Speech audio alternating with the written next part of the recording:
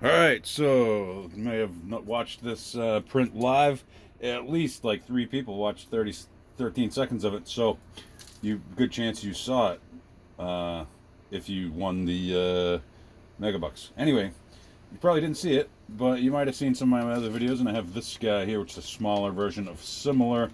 And this one I was thinking about joining it with just pins, and that really didn't work out. It could have worked out okay, but the edge looked so crappy that I didn't even bother. It actually was joined together, the two halves, at one point. With can you see this? Yeah, the two halves were joined together, and I could just print it like this, but then the side with supports would be crappy, right? And so printed this one. This was like 33% or 25%. This one here is printed at 50% of the original. This is actually a derivative of a project I did for a client for his fireplace mantle. We got it carved in stone. They sent me a picture of the test carving. It actually looks really cool. Not as cool as the 3D printed though with the tricolor. The color effect with the RGB tricolor filament and the geometry. It's almost like holographic, and it almost gives like gold tones, which is weird because there's no yellow in there. So it's pretty neat.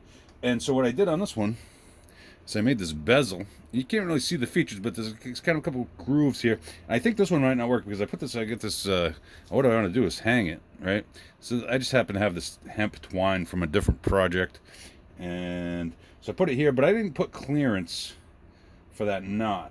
And I wasn't sure what it is. I was thinking like fishing line or something, but then I realized, oh, you know what? I do have some fishing, a little fish pole from my grandfather.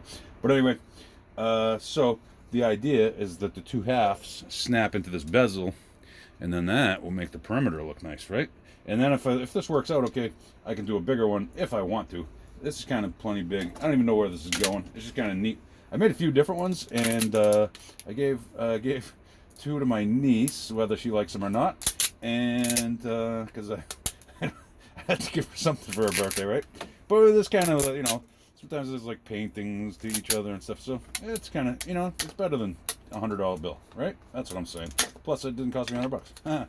Actually, yeah, it only cost me I'm only at the 3D print thing for about 20 grand so far. So yeah, that. Anyway, so here's the two halves. Should be identical. A little booger there. Other than that, it came out a little. That must be where it ended. Must be where it ended right there. Or changed direction because one here too, one over here. I think it ended here. Must have just changed direction there. Mostly really good. Some of the first ones I did on the Z seam, I did like hide seam, but I could see these lines on it, and I'm very happy. I can't see any evidence. So this one was random seam. I don't see any evidence of the seam here. It looks perfect, except for these blemishes on the quadrants. My hand's probably really dirty. I just got back from off-roading all day. Awesome day of off-roading with some old and new friends, and one super. I'm not gonna say anything else.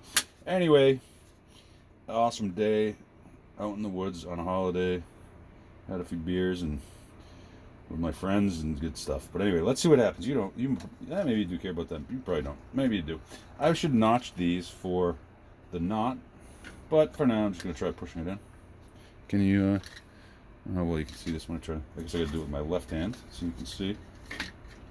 Try to press these in, and I want this orientation. I figure I should be able to rotate them a little bit once they're in. So yeah, there's corresponding very shallow grooves, very rounded, very shallow grooves that should retain. Wow, that went in so easy. I can't believe how easy that just went in. I've never tried this. I did on the full-size print, I believe I did like 10 thousandths of an inch clearance all the way around. And so this printed half size, so there'll be 5 thousandths clearance all the way around. And man, that just went in like butter. I was not expecting that. That was perfect. I do have some experience with holy cow. I mean, I thought, I was like, this video is probably going to come out crappy because I don't know, because this is the first try with this. I'm a little out of rotation. I'm hoping I can rotate these around a little bit, get those lined up. Yep. It's not quite, wow. I can't believe how perfect fit. I mean, I'm not too surprised. I've been doing this kind of thing for many decades, not 3D printing, but designing and fits and things. And so pretty good. Wow, look at, oh my goodness, I couldn't be much happier about that. I mean, look at that. That is super cool. If I do say so myself. I mean, I made it, so I mean, I'm obviously biased. Yeah, so the client basically had that. He had a photograph of a wood carving, said, put out an ad, can somebody make this? And I bet he didn't have many takers because it is not a simple shape. And I was actually showing it to a friend of mine I play hockey with, and he's a big CAD, he's a many decades 3D CAD guy also. And I showed it to him, and he said, "Oh, would you do that freeform?" And I said, "Yeah." But I realized, I got home after, and I was like, "No, that wasn't freeform. This is with lofts. It was not freeform. This was actually with lofts, parametric. I mean, if I changed sizes, it would blow up, and I would have to reshape it. Wow, what a cool! Can you see that when I go back and forth? The lighting effect is just like the reflections like cross over each other, or they intersect and they don't. I am very happy with. I'm shocked by the fit of the bezel. I mean, perfect first time, first try. So I don't know. I'm gonna hang this in a window or somewhere. The sunlight's probably gonna destroy it, but you know what? I can print another one if it does. Maybe I'll put it like in my office. Not a whole lot of sunlight in my office. It's on the northern wall, or on the northern side of the house, I should say.